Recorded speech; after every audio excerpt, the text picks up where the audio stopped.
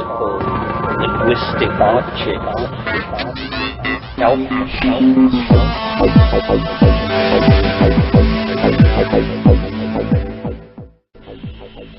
Greetings from Cyberdelic Space. This is Lorenzo, and I'm your host here in the Psychedelic Salon. And I want to welcome you to a sample of what I call listener-supported podcasting.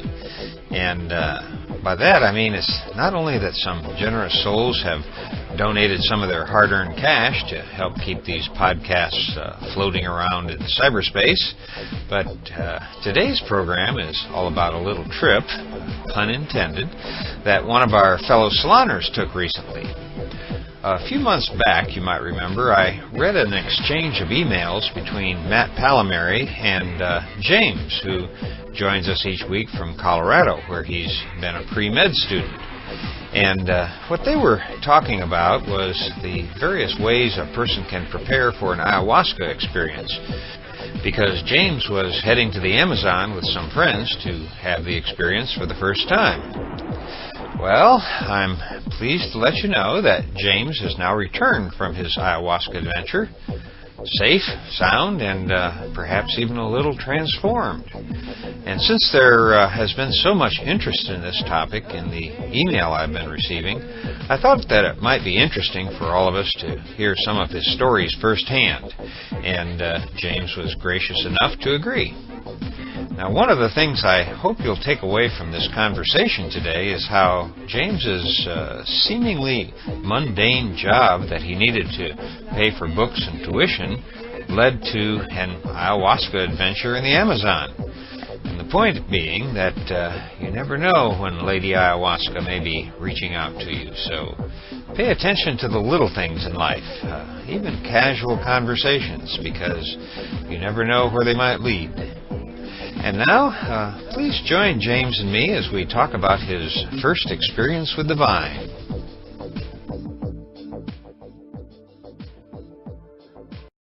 I guess the best place to start is at the beginning. I was, quite frankly, really pleasantly surprised when I got your email, and you talked about this, I guess, excursion, or class. I don't know exactly what to call it. Why don't you just kind of rewind for me and tell me how this all came about? Sure. It's actually really strange. I've been into psychiatry. I'm about to take the MCAT. I'm going to med school. And to get through school, I was doing some carpet work. I was cleaning carpet to get through school. And I cleaned the carpet of a doctor that lives here in Colorado. And we started talking about things, and it kind of came up that he was interested in shamanism. And so the ayahuasca came up, and this is about 3 years ago. And come to find out, he had been working with some shamans from Ecuador. And those shamans came up and actually visited here in Colorado. So I was able to meet some of the shamans, and after spending more time with this doctor, he was planning a trip. This is 3 years ago. So he said he was planning a trip in a couple years.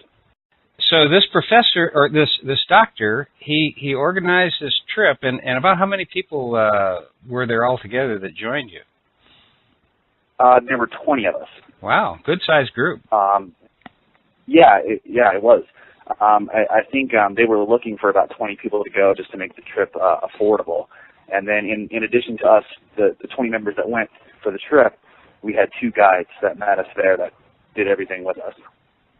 Now, in the emails we exchanged before you guys went down there, I know that for sure you had never had any experience with ayahuasca. Had any of the other people experienced that medicine before?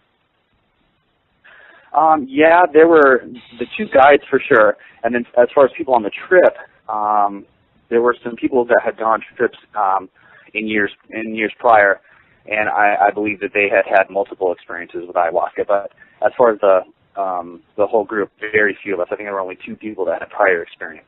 So I imagine there was some trepidation among all of you, not just the going to the jungle part, but the ayahuasca as well.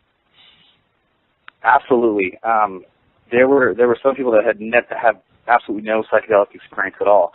I believe there are people that had never done any sort of psychotropic drug really, other than say, caffeine or nicotine or something like that. Mm-hmm. So this was definitely branching out for a lot of the people in our group. Some of us have had, I'd say, moderate psychedelic experience, but nothing like ayahuasca. Was the group mixed age-wise, men and women, or how was that makeup that way? I would say we were mixed pretty evenly as far as gender is concerned.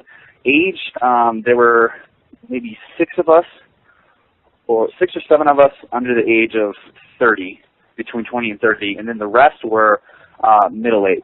Mm-hmm. I would say 40 to. We actually had an elderly lady, a wonderful lady that came with us. I think she was late 60s, 70s. Of course, now that I'm 65, elderly doesn't sound. It sounds a lot farther out, but I'll let that slide. You know, I don't feel that way on the inside, so it doesn't bother me at all. It's all about how you feel. So it is. It's all about how you feel. So, do you have any idea how the organizers of this trip, how he made contact with the shamans? How did he find reputable ayahuasca shamans? Because that's a question that we're getting a lot. And you know, I have some people I've been working with, but nobody really likes to pass out names, etc., because they don't want people to be swamped. But so I'm kind of curious if you know how he made contact with this particular group. And actually, I actually asked our guide and several other members, as well as the shaman, if it would be all right if I mentioned their name. And they were definitely against it. I figured that, yeah. You're right, knowing that I was going to do this interview. I consider myself totally fortunate to just have run into the people that I ran into, and via their network of connections, had the opportunity to see world-renowned shamans. A lot of the shamans down there are definitely in it for the money. There's a lot of fakers, and so I know that's a big deal. As far as finding them down there, I have no idea. The particular shaman that we worked with ayahuasca had been very good friends with our guide for 20 years, 30 years, and our guide was very good friends with some of the members of our group for 20, 30 years. So I have no idea how they actually ended up meeting. I was just fortunate enough to run into the right people at the right time, and I think you had said before that you know, when it's time for you to do ayahuasca, or ayahuasca is calling you, it'll find a way to find you, and I think that's kind of how it happened for me and my friends. I was just thinking that as you were talking, yeah, because my story is similar to yours, but yours is truly amazing. Here you are working your way through school and cleaning carpets, and ayahuasca found you that way. You know, it sounds like you couldn't have avoided this. No, I mean, yeah, I was always interested in it. I always wanted to do it, and just the way that the synchronicities involved in us meeting the right people and going down there at this particular time, meeting this particular shaman, just absolutely amazing. And I really do. That really rang true with me when you had said that in an earlier podcast. That, you know, when it's your time, I think it'll come to you. I don't think you should really worry a whole lot about seeking it out. Well, that's the way it worked for me. I'm glad to see that it worked for at least one other person that way, and a couple others I've talked to. So we're going to leave it at that as far as finding the right contacts. Although one of the key things that you did say, and it was true in my case, is I made friends with some guides who had been working with the same people for 15, 20 years, and I'd known these people for quite a long time. So it's not like something that happens overnight. You don't get on a plane and fly to Peru and say, or Ecuador, or wherever, and say I'm going to seek one out. I think the patience comes in handy here too. Absolutely. I think it's really important. There was such a connection between some of the members of our group and the shaman and our guide that we really, even though we were in a place we had never been, in the middle of the jungle, far from anything that's familiar to us, it felt like we had a safety net. We were safe with them. We knew that there was a connection between them, which helped us to feel safe and connected. So I do think there's something important about that. Yeah, that's a really good point as far as the making the safe vessel to contain your experiences in. Why don't you just kind of take us through your trip? I know that a lot of us can put ourselves in your position of saying, okay, well, I've never been to the jungle in Ecuador, and I don't know what I'm going to be looking at. And then on top of that, you have this ayahuasca experience ahead of you. So kind of, if you would, just take us through, how you got from Colorado to the middle of the jungle. Okay. Well, I think it'd probably be best if we just started from when we got there. Okay. We spent a week in the Andes, and this trip wasn't strictly about ayahuasca. We actually saw several other shamans that didn't really use many psychotropic plants at all. They were just spiritual healers, and we did many ceremonies with them prior to our ayahuasca trip, and this is in the Andes. Some of them did use other plants. We had the opportunity to chew coca leaves, which that was pretty cool. So after staying in the Andes for a week, it was time to go to the jungle. We were all psyched about it. Did you see in the Andes? Did you get to any of the ancient sites while you were there? In Ecuador, no. Okay. We really were just there to see these particular shamans. Okay, so this was really an investigation into the what we would call alternative medicine or shamanism. So you were really down there, not as tourists, but as sort of curious investigators. Yeah, and not only in the sense of just trying to figure out what this is all about, but I think a lot of us went there to really be healed. We wanted to find out how the healing works so that we could pass on the knowledge to others, but on a more personal note, just to heal ourselves, to really experience what these shamans had to offer in terms of bettering ourselves as people.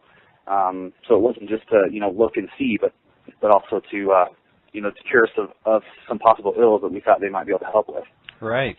And did you find that kind of like being there for a week and getting acclimatized to the environment and the culture just a little bit kind of helped get you set for your ayahuasca experience, as opposed to if you've just flown in and the next day had the experience?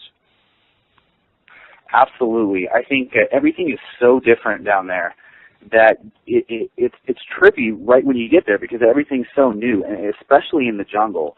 When you get deep into the Amazon, all the plants, I mean, it's like nothing you've ever seen. It looks psychedelic when you're totally sober.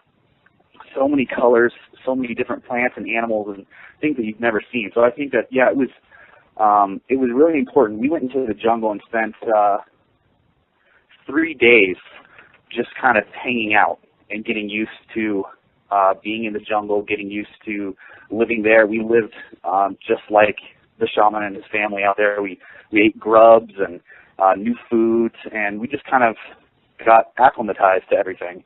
And I think that was really important. That's a good point.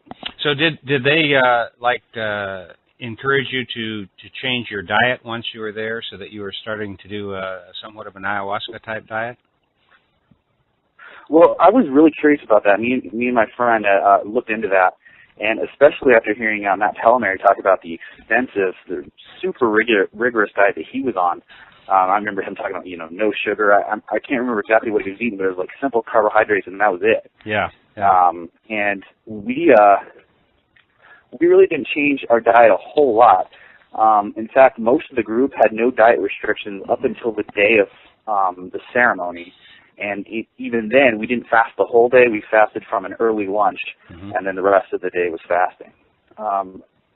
Me and my group of friends that I brought, we had abstained from red meat, alcohol, and tried to eat generally as many raw foods as we could for about a month prior to our trip in preparation.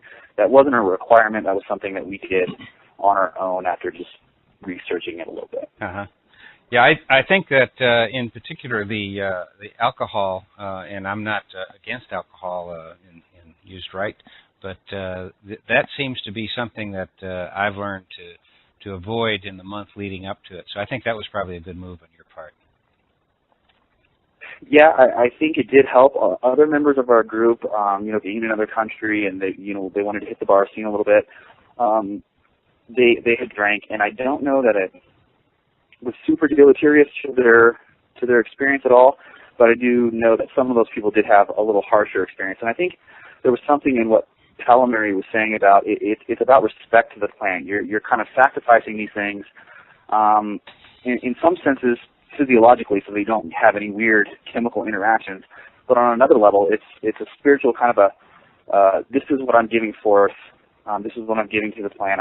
I'm sacrificing this in respect, and I think that kind of played a large part, at least in my mind, for the things that I gave up prior to the trip. Yeah, I found the same thing, and although it took me a lot longer to figure that out, because being a Westerner, you don't really kind of get into this the plant spirits as easily. But once you start kind of grokking that a little bit, it does seem to make sense as far as on some planes for sure. Absolutely. When I'm talking about this to a lot of my friends at school or other doctors, there really is they're very wary when I talk about it in non-physiological terms like that. Interestingly enough, I had seen another shaman who's actually one of the heads of the Association of Shamans in Ecuador 3 months prior to our trip. And I asked him, am I ready for ayahuasca? Am I prepared? And he looked at me, and the way shamans look at you, it's like they look right through you. It's the weirdest feeling. You're right. They're very deep. It's like looking into the bottom of a cave. And he looked me up and down, and he said, no, you're definitely not ready.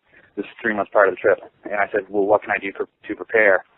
And he said that I should meditate, which I meditate every day anyway, but I really kicked it up a notch. And he also said that I should abstain from sex for 2 weeks prior to the ayahuasca ceremony. So I also did that on his recommendation. And it seemed to work out fine, because when I got there, we actually met up with this shaman, and he said I was well prepared and was very strong and ready to go. Yeah, and as you just pointed out, I think it's a combination. I think there definitely are some physiological factors involved here, particularly with the food and alcohol, etc.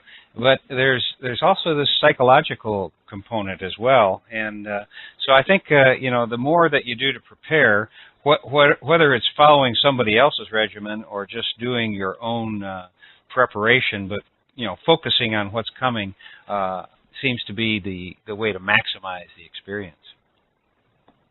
Absolutely, definitely. Now, I saw some pictures that you sent. It looked like you actually were watching them prepare the brew. Is that the fact? Yeah, it was. I loved that part of the trip. That day, the day of the ayahuasca ceremony, in the afternoon, the shaman took us around his home, which I also sent you a picture of that big thatched hut kind of house.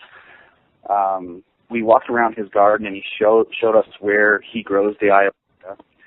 And he told us a little bit about how they prepare it, and that he told us about 5 different kinds of ayahuasca vines that in the jungle, and how he only uses one particular kind.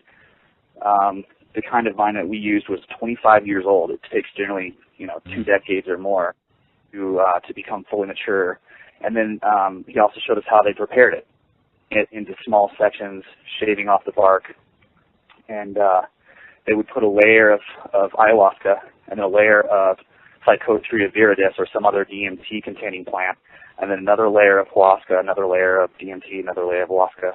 Fill the whatever they put it in, usually a large cauldron, fill that with water and boil it for several hours. And we got to see all this. Wow. That's really interesting. I've never had the opportunity to actually see the brew prepared in person. I've seen pictures of it, so that makes a nicer connection. Is that the brew you actually drank that night? It was. Yeah, it was a very brew. I do think there was something comforting about seeing the actual plant that you were going to partake in later that evening. Yeah, it is a continuation of building a relationship with the plant, I believe. So what that afternoon you were essentially fasting from a late lunch on, and then what time did your ceremony start, and how did it unfold? Okay. It was an early lunch that we had an early lunch, not a late lunch. Mm-hmm. So I think we ate about 11, and then the rest of the day we fasted, and I believe the ceremony started probably around 9 o'clock or so. It was just that it had been dark for less than an hour probably. And we all got in that picture that I sent you of the large thatched hut. That's actually the place where the ceremony was held. And they laid down mats, and the bottom of the hut is all open air. There was a ceiling, a thatched ceiling, and then there were no walls. Mm-hmm. So around the edge of the inside of this hut, they laid down mats, and we all sat down in a circle or a semicircle. And the people, about half of our group, a little more than half of our group, ended up taking ayahuasca. The other half were going to be sitters or helpers. If some of us needed to go to the bathroom or something like that to help us walk and things like that, they sat on the other side completing the circle. Then the shaman was at the head of the circle with a table behind him, and on the table he had set little teacups full of ayahuasca prepared specifically for each person on our trip. I think he prepared them in terms of body weight and also what he thought that we needed. And one by one, he came to each person and gave them a cup of ayahuasca. Oh, and this is actually, he drank the ayahuasca before anyone else did. He drank a full cup himself. Right. You know, this is very similar to the tradition that I participate in as well, where the shaman, particularly after he gets to know you even better, can adjust the dose level depending on what you're trying to do that night or where he thinks you are, and like you say, body weight, etc. So these guys have a lot of experience with this kind of thing. They can kind of size you up pretty quickly, it seems to me. Absolutely, and I think this goes back to both the physiological thing and the spiritual mental thing. I think they consider both, just like the diet and preparation. When you're about to actually take it, I think the shaman takes those two components into consideration before giving you whatever amount. Yeah, I agree. After that, everyone was real nervous. It was just like electricity in the air. Everyone was, half excited, half anxious, half just blown away by the whole experience so far. And after we all drank, me and my friend said a couple of personal prayers and meditated together. That day we had been meditating all day in preparation. And after we all drank, we sat there in the dark, and they turn out all lights, so it's very, very dark. There's not a whole lot of light in the middle of the jungle anyway. And we all sat there for about 20 minutes or so waiting for the onset of the effects. And at first, I just remember being really, really nervous. And it came to mind, Hunter S. Thompson, buy the ticket, take the ride. Well, we had all bought the ticket, and just waiting for the ride was very anxiety provoking because you just don't know what's going to happen. And I would say at about the 20-25 minute mark, one of the members of our group, a good friend of mine, began purging already. It hit her very quickly. And that was when we were all like, okay, we're really starting to feel something. It began with somatic type feelings. Just my whole body was just filled with energy, very strong. And in terms of like Shulgin's scale, I think me and my closest friend, our trip was about, I would say, between a 2 and a 3. And a lot of other people I didn't have a whole lot of visuals during the trip. Some other people had, I did have a few. Some other people had amazing, very deep visuals. Mine was more, I tend to be a bit of a feeler anyway. So a lot of what I experienced were insights and insights into my life and into problems that I may have had. And whereas some other people definitely were seeing all kinds of different things. Well, I think as far as purging is. Yeah, let's go ahead and talk about that, and then I've got a number of questions I wanted to ask you. But let's go ahead and cover the purging thing. Okay. Well, yeah, there's so much that happened and so many things that I'd like to say that I just don't know where to go. So it might help, if you ask me some more specific questions about different aspects of people's trips and experiences, and I can kind of go from there. But as far as purging, our guide as well as the shaman, a lot of the people were, being Westerners, very new to the idea of purging. We all look look at vomiting like it's this horrible, horrible thing, and diarrhea. But in terms of an ayahuasca ceremony, it's actually a very beneficial thing. It's something that people look forward to doing. And even though I'd heard stories about people, fasting for a day and having absolutely nothing in their stomach, but still vomiting out just this massive loads of sort of the physical manifestation of all these like spiritual or psycho material that like these negative feelings that you have or negative things that you're getting out of your system.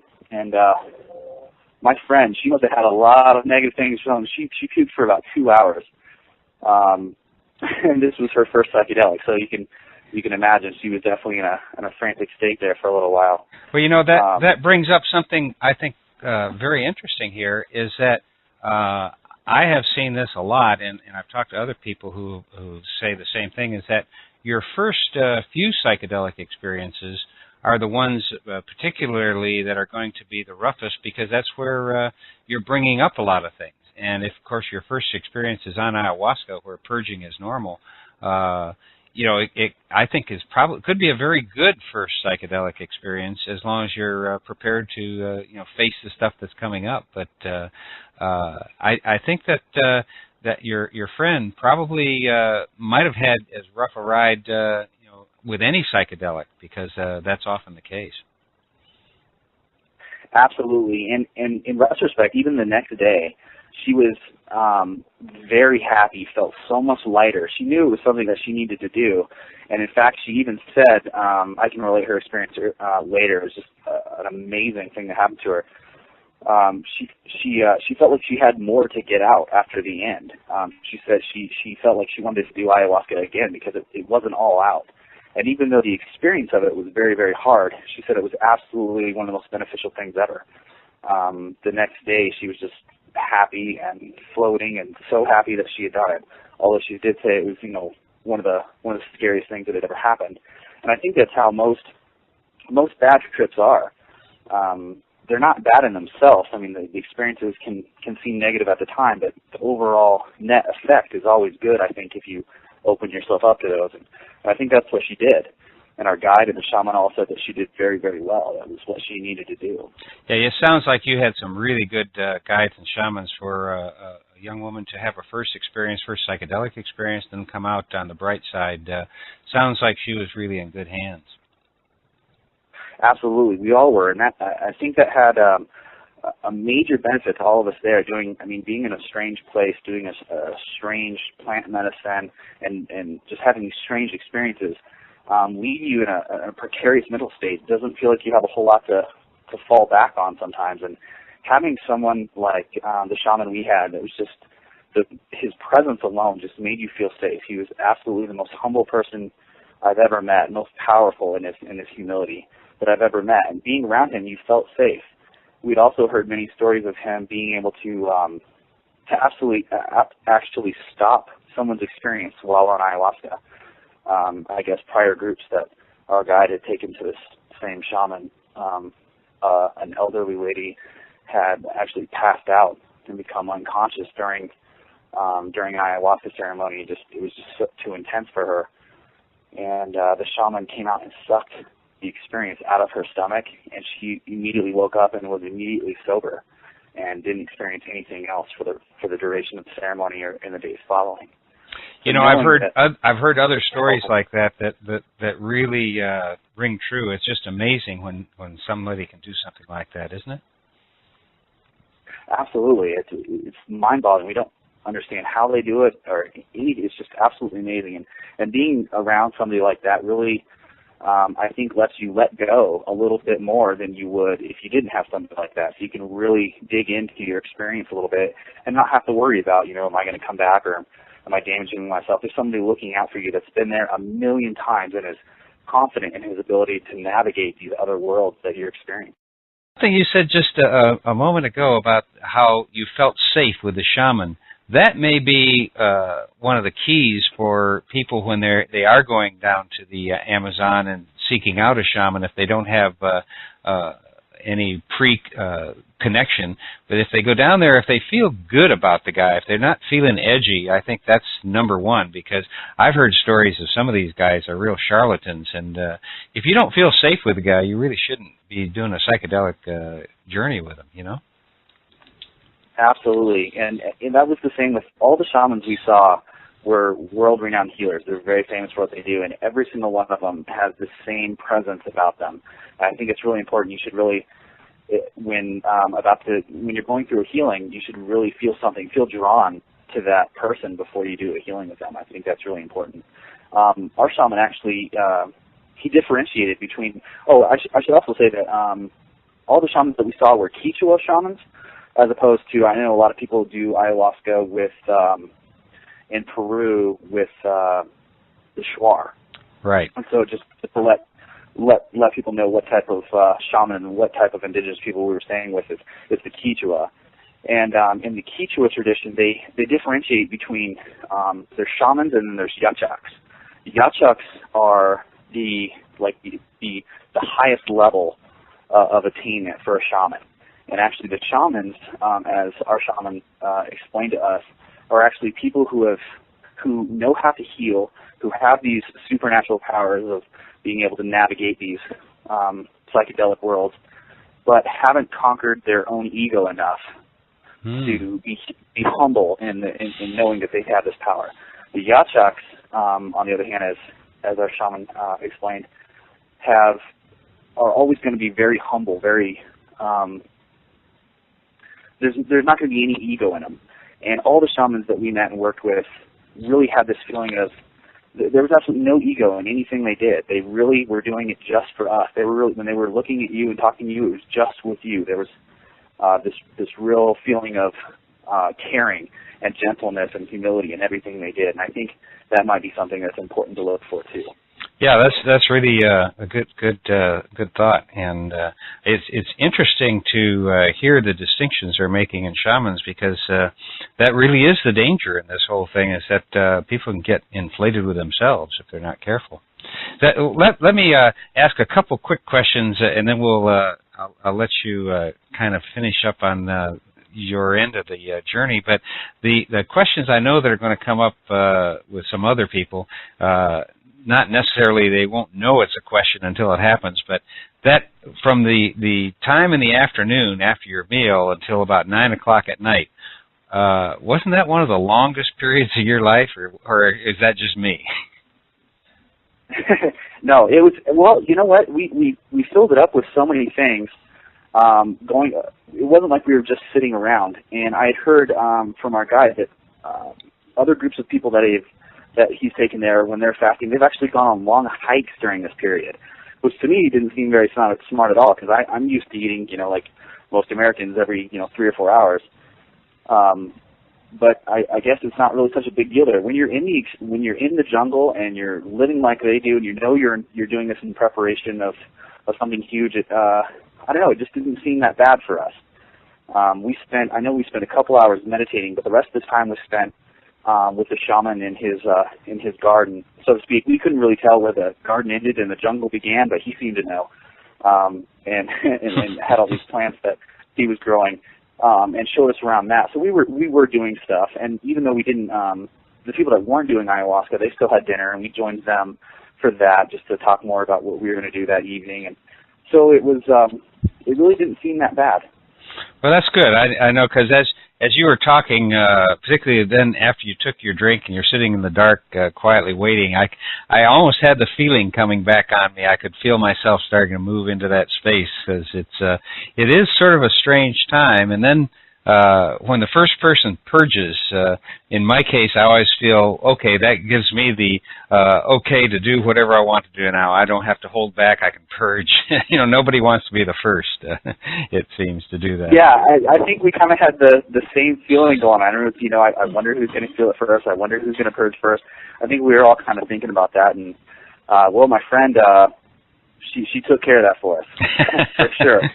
I know one time I was the first to purge, and I felt really proud of the fact that I'd made it okay for everybody else. Well, it was funny. My friend, she was purging, like I said, for hours. Everybody else, I think a little over half of the group purged. Me and my friend actually never purged, which was weird. We thought we were going to. I thought for sure I would, and nothing. I think it was due to all the preparation we had done. Maybe I really don't know why. But I think ayahuasca, kind of gives you what you need, and if you don't need to purge, then you won't.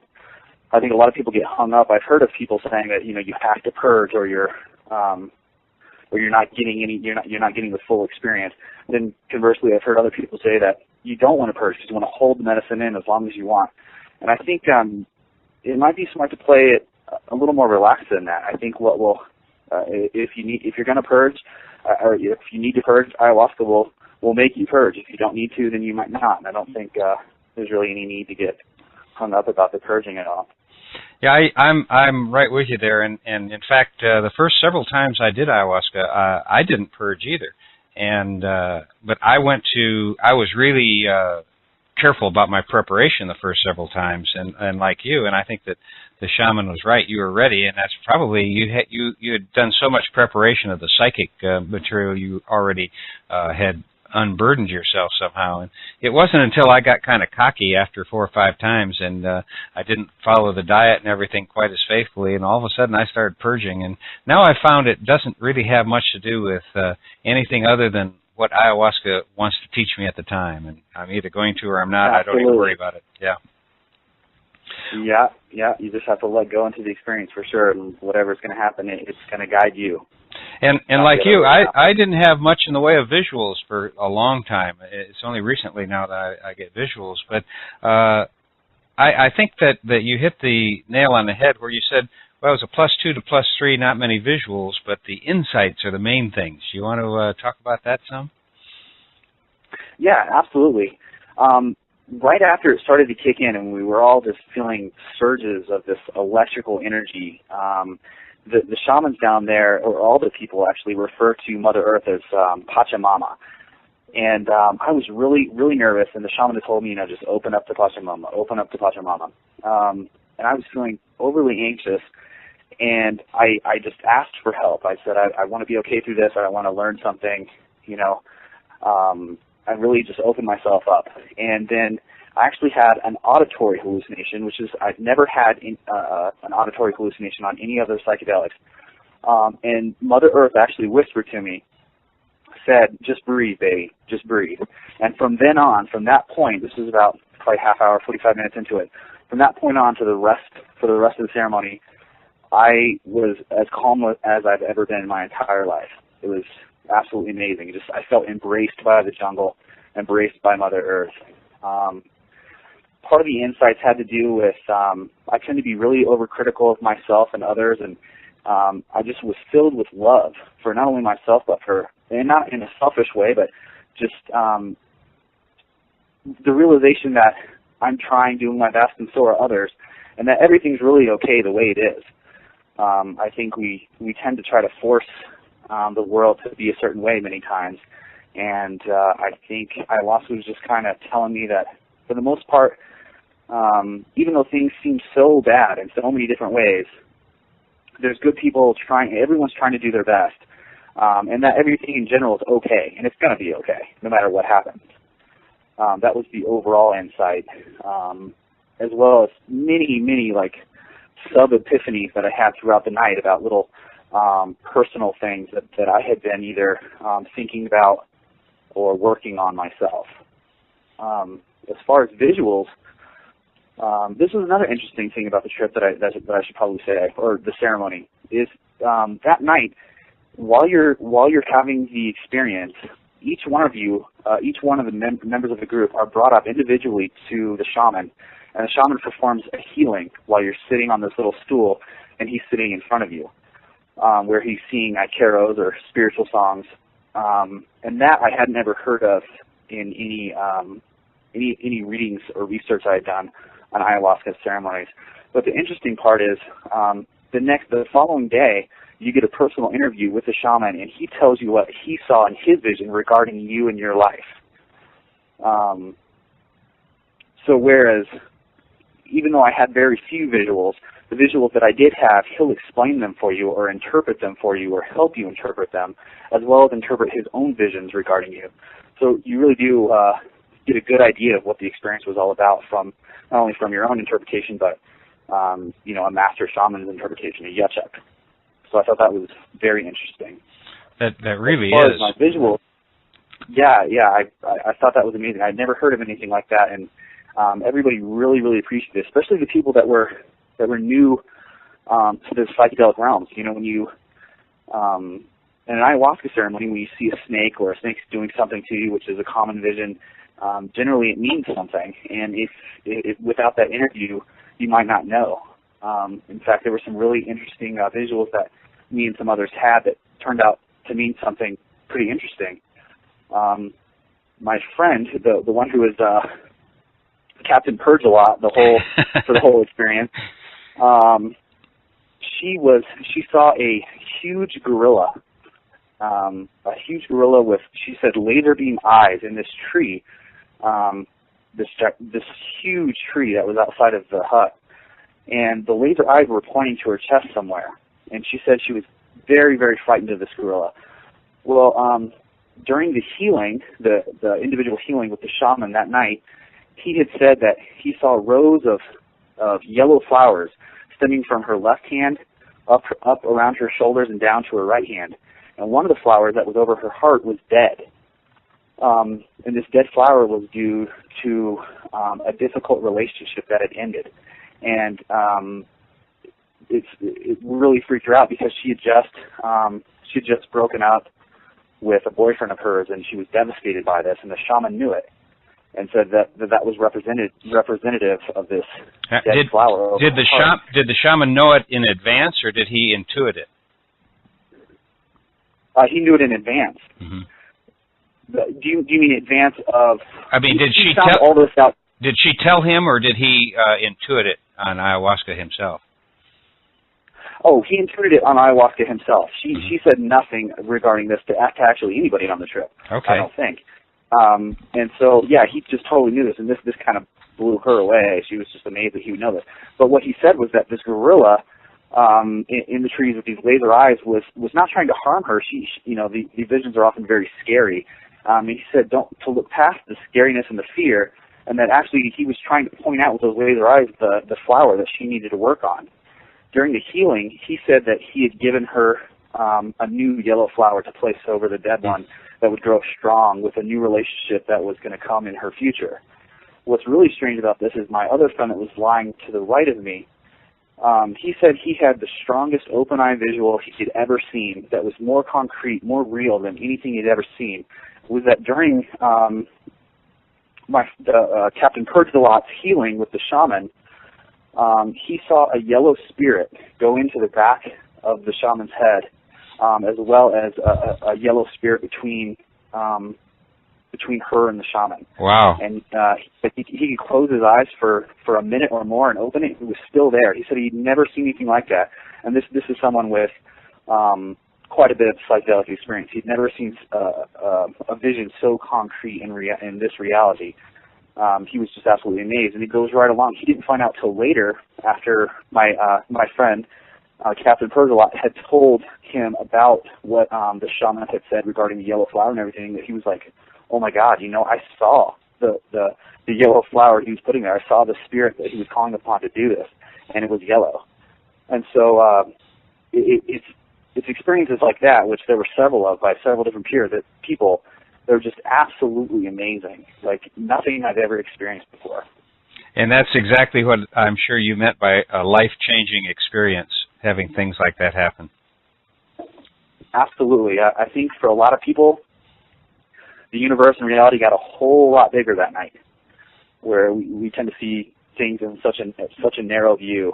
And I think an experience like this, especially someone who has never been open to ideas like this or experiences like this, it really opens them up.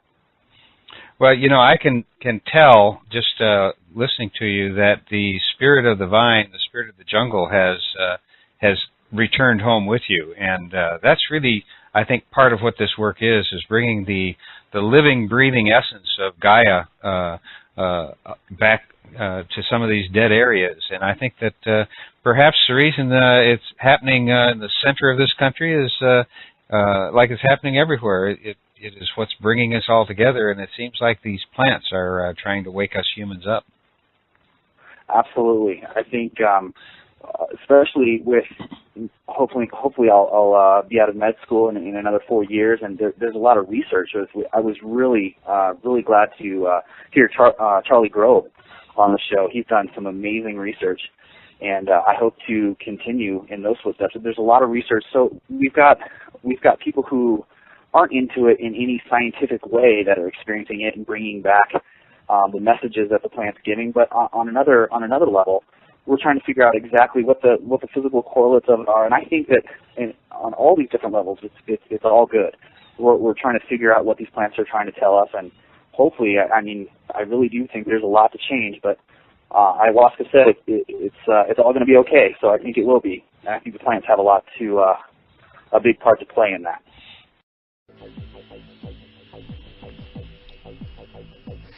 As I was listening to this with you just now, I began to better understand what Sasha was saying in last week's podcast when he said he wasn't creating chemicals but was creating instead a vocabulary of awareness. I'm not sure if this is exactly what he means, but to me, what I now see is that after having some of these experiences, you do develop a sort of unspoken vocabulary of awareness. I know it sounds strange to think about a nonverbal vocabulary, but in a way that's what sometimes takes place when psychonauts compare notes. For me, there were several points in our conversation where I could allow myself to be transported back to what was ayahuasca space for me, particularly the part where he was talking about it first starting to take hold.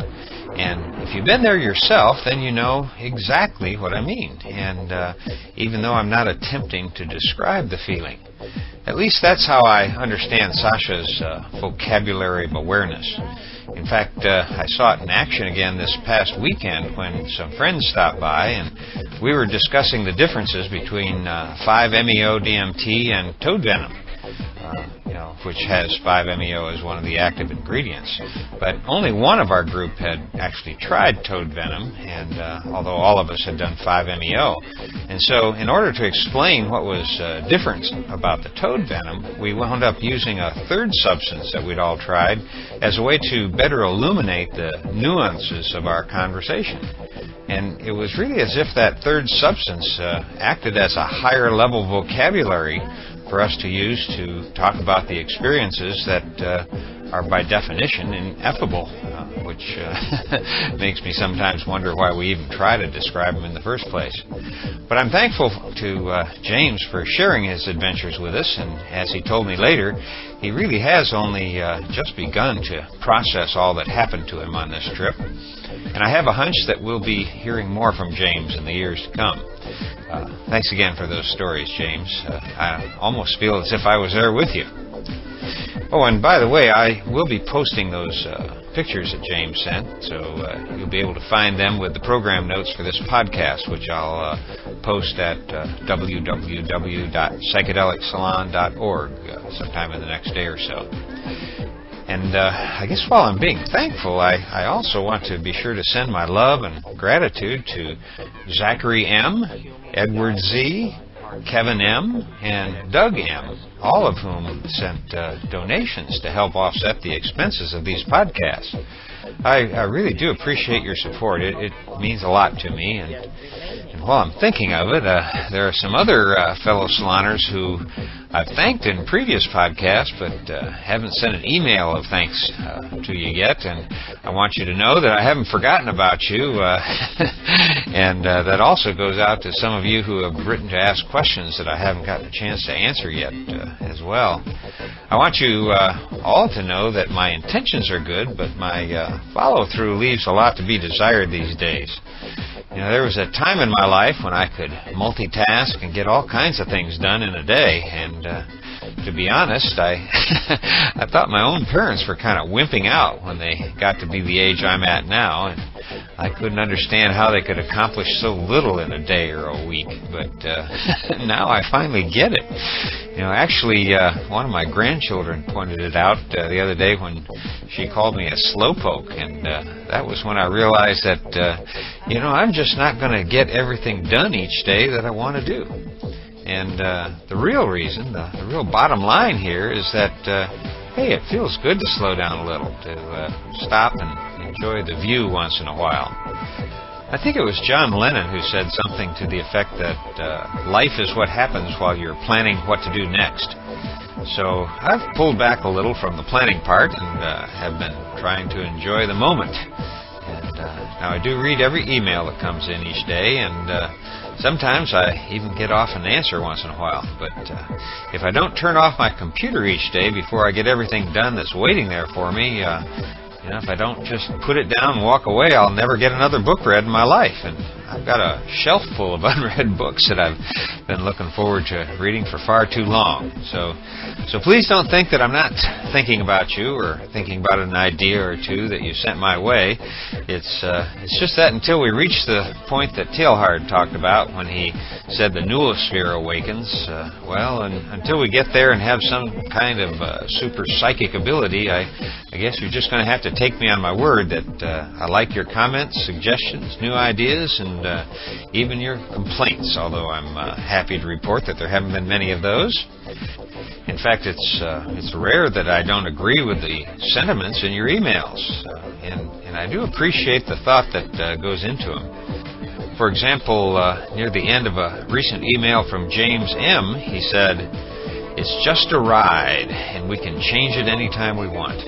It's only a choice. No effort, no work, no job, no savings and money. A choice, right now, between fear and love. The eyes of fear want you to put bigger locks on your door, buy guns, close yourself off. The eyes of love, instead, see all of us as one." Well, I think that's very well put, James, and thanks for that, because it really is just that simple. And yet, as they say, the devil is in the detail. So what that business about we're all one really means is that we're also all one with those screwheads in the world capitals who have led us into this mess. And I know I must sound like a broken record, but I do believe that the path out of our collective insanity will at least be lighted by psychedelic medicines, medicines that are mind manifesting, soul manifesting. They're not for everybody, and they're definitely not for the faint of heart. But as we heard today, those who are called and who are willing to venture into the unknown are often rewarded beyond their expectations. And hey, being here with you for these podcasts far exceeds any expectations that I had for my life just a few short years ago. What a psychedelic trip this has been for me, being here with you in the Psychedelic Salon. As Terence McKenna often said, ultimately, we're all just creatures of language. And before I go, I want to mention that this and all of the podcasts from the Psychedelic Salon are protected under the Creative Commons Attribution Non-Commercial Share-alike 2.5 license. And if you have any questions about that, just click on the Creative Commons link at the bottom of the Psychedelic Salon webpage, which you can find at www.psychedelicsalon.org. And if you have any questions, comments, complaints, or suggestions about these podcasts, send them to lorenzo@matrixmasters.com. And Jacques, Cordell, and Wells, my friends who make music under the name Chateau Hayuk, thanks again for the use of your great sounds here in the salon, you guys. Really appreciate it. And for now, this is Lorenzo signing off from Cyberdelic Space. Be well, my friends.